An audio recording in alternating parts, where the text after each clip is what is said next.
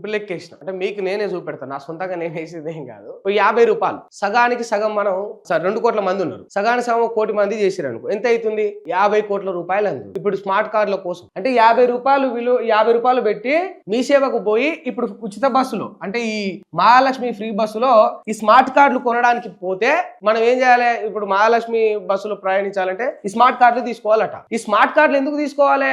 ఇతర రాష్ట్ర మహిళలు అట ఎంతమంది ఉన్నారు ఇతర రాష్ట్ర మహిళలు, వాళ్ళు ఫేక్ ఆధార్లు వాడుతున్నారు. ఆ ఫేక్ ఆధార్లను నిర్మూలించడానికి దాన్ని అరికట్టడానికి స్మార్ట్ కార్డులు తీసుకొస్తారట. ఇప్పుడు ఈ స్మార్ట్ కార్డులు కూడా ఎట్లా?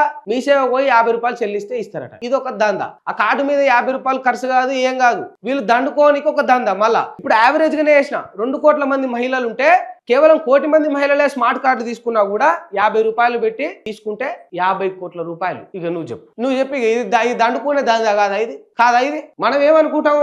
కార్డుకు 50 రూపాయలు కదా, 50 పెద్ద ముచ్చట అని మనం అనుకుంటాం. మరి 1 కోటి మంది అదే 50 రూపాయలు వేస్తే ఎన్ని కోట్లు అవుతున్నాయో చూడు నువ్వు. ఇక నువ్వే లెక్కేసుకో. ఇక 50 కోట్ల రూపాయలు అవుతున్నాయి. ఇక ఏంటంటే ఇక ప్రభుత్వానికి డబ్బు అవసరమైన ప్రతిసారి ప్రజల నుంచి ఏదో ఒక రకంగా పీక్తుంది. అది మనకు తెలియకుండానే మెల్లగా ఏమంటారు కదా, ఈ కత్తికి తేనె పూసిపోస్తారనమాట. ఇక తీయగా ఉందనుకోవాలి మనం.